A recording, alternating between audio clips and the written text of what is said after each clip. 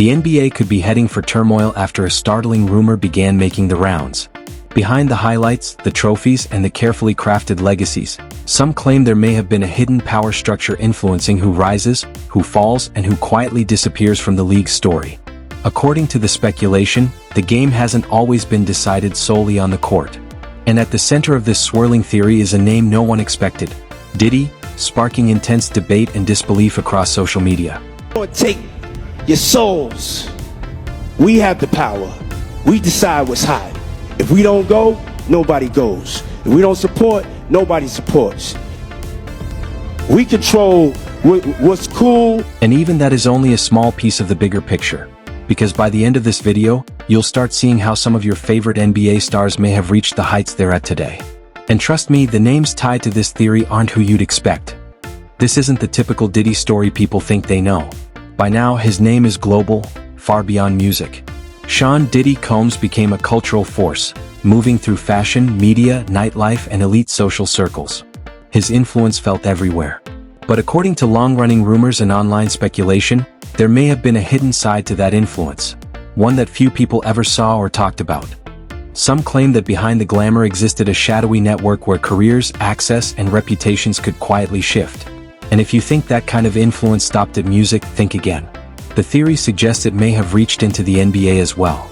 Fans have long noticed players appearing close to him: courtside seats, private events, inside jokes. On the surface, it looked like friendship. But speculation online suggests something deeper: a web of influence built on image, access, and control. Stories about exclusive, carefully curated parties, often exaggerated and mythologized over time, have only added fuel to these theories. We'll break those claims down later. For now, here's the bigger question. If someone truly had influence across music, fashion, media, and nightlife, why wouldn't that influence extend into a league built on branding, reputation, and visibility? Basketball isn't just about skill, it's about narrative. One photo, one rumor, one scandal can change everything. And when speculation about identity, power, and perception enters the mix, the conversation grows even more complicated. So the question becomes, why do so many of these stories seem to orbit the same male-dominated industries: hip-hop, sports, and celebrity culture? And what does that say about how power is really built and protected? Because once you start connecting the dots, the picture looks very different. T-Dot, what's up, Six God? Drake, what up, baby? Yeah, we coming, baby.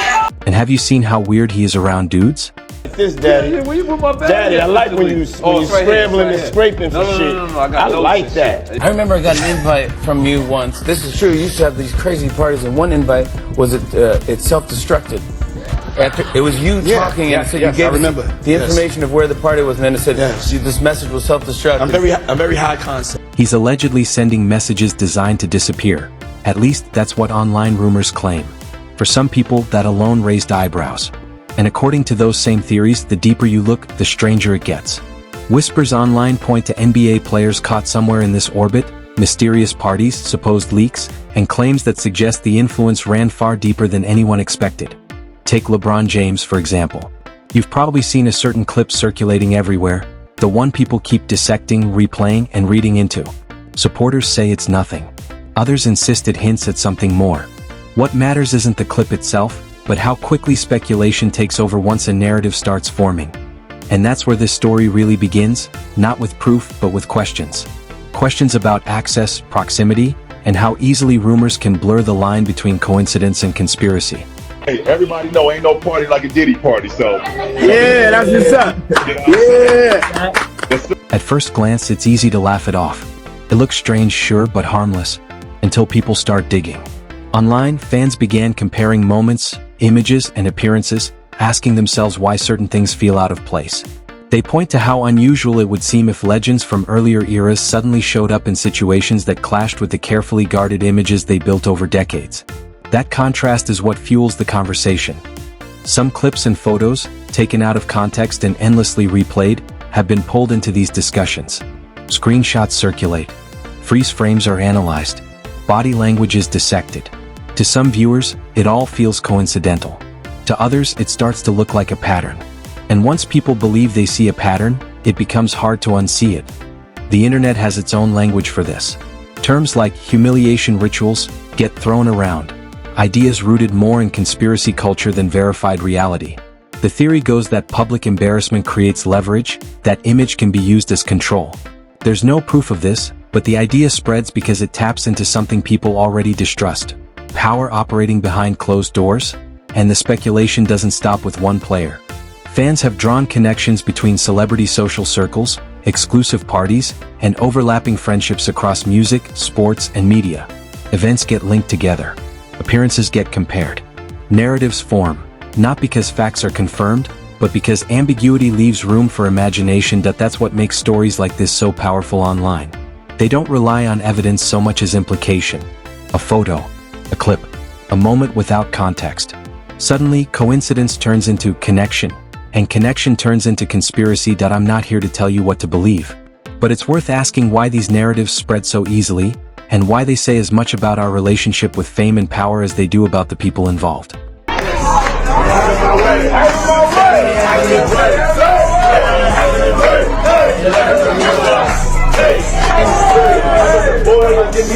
When these stories began circulating, supporters of the theory pointed to statements from people claiming insider knowledge, accounts that were later disputed and in some cases challenged in court. Lawsuits followed, turning the conversation into a familiar cycle: allegation, denial, legal response. To believers, the legal pushback raised questions. To skeptics, it was exactly what you'd expect when unproven claims go public. Either way, the controversy only amplified attention. Online analysts then shifted focus to something they believed was harder to dismiss: patterns. Over the years, Diddy was frequently spotted courtside at NBA games, particularly in cities like Miami, Los Angeles, New York, and New Jersey, places where celebrity culture and professional sports often overlap. Fans began compiling lists of games he attended and noting which players were on the floor those nights. From there, the theory expanded. Some content creators compared player performances in games where Diddy was reportedly present versus games where he wasn't. They pointed out instances where certain stars appeared to post stronger stat lines during those appearances. To supporters, this felt meaningful. To critics, it looked like selective data: small sample sizes, coincidence, and confirmation bias doing the heavy lifting. Take one famous performance that's often mentioned: a legendary high-scoring game that still lives in highlight reels today. Diddy happened to be sitting courtside that night. Fans quickly split into two camps. One side called it proof of influence. The other called it exactly what it looked like: a great player having a great night with a celebrity in the building.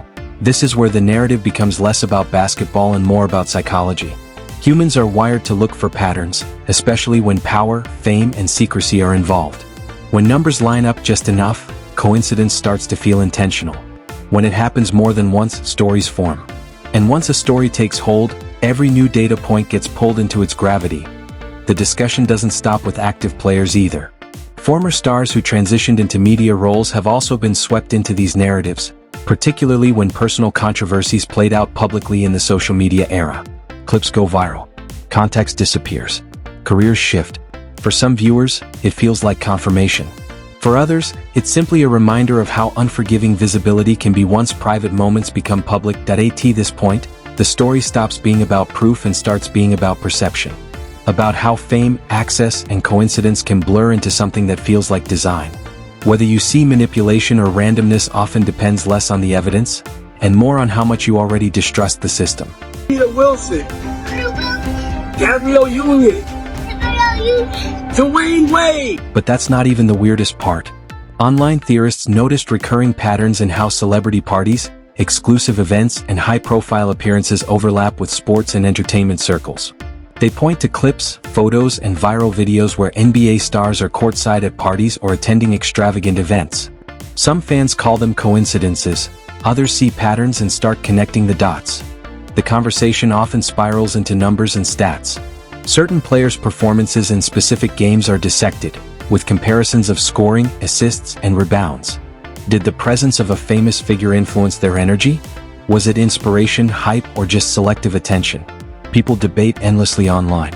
Clips are paused, stats are analyzed, and narratives are built, all without proof, but enough to make some fans see a pattern.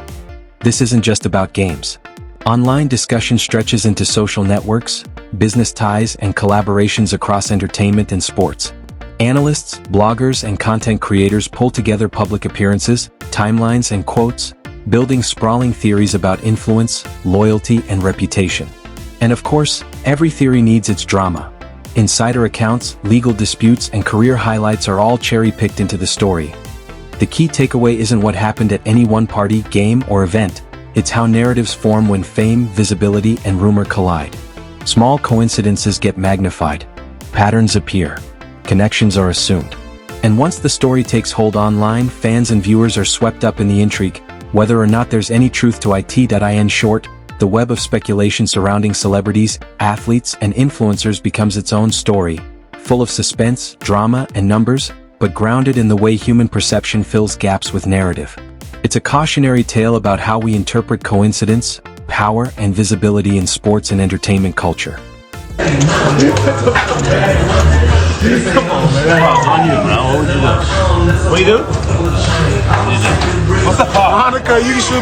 And it's not just about players. Diddy's influence in basketball goes beyond the court and into the business side of the NBA. Back in the early 2000s, he publicly expressed interest in owning an NBA team, even mentioning the New York Knicks as a possibility. While the purchase never happened, the announcement made waves and positioned him as a figure thinking big about sports ownership. Then there's the marketing side.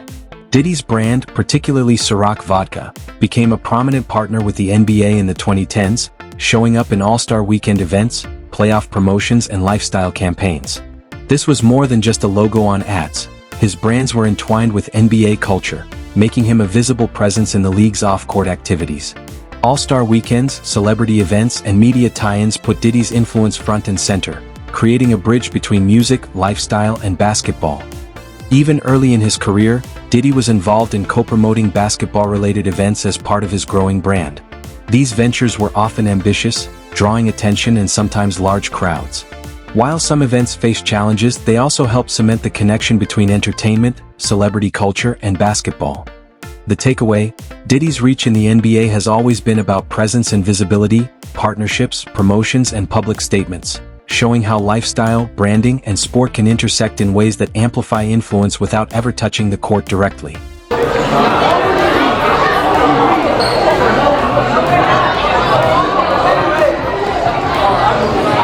But to understand Diddy's reach and influence, you have to start from the beginning.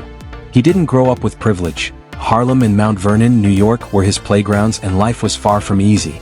From early on, he was ambitious, driven, and willing to take risks to get ahead. That ambition landed him an internship at Uptown Records, where he worked as a producer and learned the ins and outs of the music industry.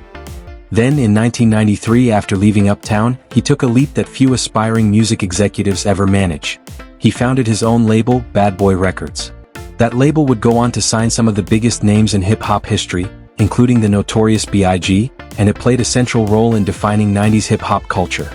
For fans of the era, the rise of Bad Boy Records is inseparable from the broader story of East Coast-West Coast rivalries, the music industry's high stakes, and the cultural icons who defined a generation. Diddy wasn't just building a record label, he was building a platform, a network, and a persona that would eventually make him one of the most visible figures in music, business, and popular culture. Former NBA star Gilbert Arenas has been arrested and is now facing federal charges for allegedly running an illegal gambling ring out of his San Fernando Valley home. Does that strange hand placement feel familiar? It should, because it mirrors the same gesture people have pointed out in photos with LeBron. And this is where the story takes a darker turn. After conquering music, Diddy didn't slow down. He expanded fashion, spirits, media, building Sean John, launching vodka brands, and founding